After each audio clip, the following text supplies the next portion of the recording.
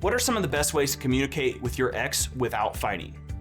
Some of the best ways to communicate with your ex and avoid conflict revolve around selecting the right medium. If you're in a high conflict situation, I would highly recommend an app like Talking Parents or Our Family Wizard that can control the environment. If not, if you're gonna text, if you're gonna phone call, if you're gonna email, ensure that you're on the same page. Little disagreements about this can spark into bigger things. The next piece would be never talk bad about them, even directly to them. Always come with constructive conversation and don't criticize. Why are the apps so good when it comes to high conflict situations?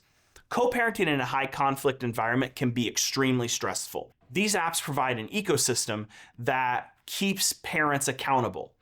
Now, whether it be Talking Parents, Our Family Wizard, any other dozen or so apps that are out there, you can't delete messages. A lot of times video calls get transcribed, so you have those, and these are going to be admissible in court fairly simply. So both sides know they have to be on their best behavior when communicating.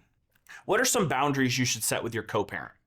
So number one is any very serious boundary that needs to be set, you should try to set it with a court order, such as responding to a Talking Parents message within 24 hours, or the method of communication if there's a medical emergency with one of your kids. Another thing may be, hey, asking them not to text or call after a certain time. Hey, don't text or call after 9 p.m. or before 8 a.m. We're going to keep these communications during the day outside of emergencies. If you have older kids, it may be setting boundaries as to when each of you can reach out to the kids when they're on the other parent's time. Hey, maybe after 9 p.m., don't reach out to the kids, but if they reach out to you, you can have a conversation. So just being open and upfront about how you like communication, when you like communication, but be sure to be reasonable. Don't go out there and try to set a boundary of you have to text me between 5 p.m. and 7 p.m. every night, and that's the only time you can reach out. That's just not reasonable. But setting reasonable boundaries and making them mutual can greatly benefit both parties. How do you handle an uncooperative ex? Handling an uncooperative co-parent when it comes to family court can be extremely challenging.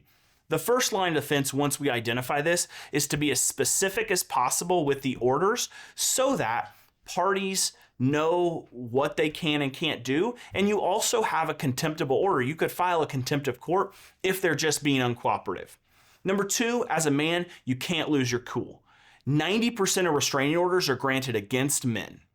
You cannot lose your cool because you have to understand restraining orders and domestic violence in California have an extremely broad definition. I know it's frustrating that she's being uncooperative. I know it's frustrating she's not following the court order, but you have to keep your cool. Communicating with your co-parent can be one of the most challenging tasks you have as a separated single parent. But you have to understand how to play the game, do it the right way to give yourself and your kids peace of mind. If you're struggling with this or need help setting this up, click the link in the description to schedule a free case evaluation or call that number below and we'll have a conversation about how we can successfully help you navigate California family courts.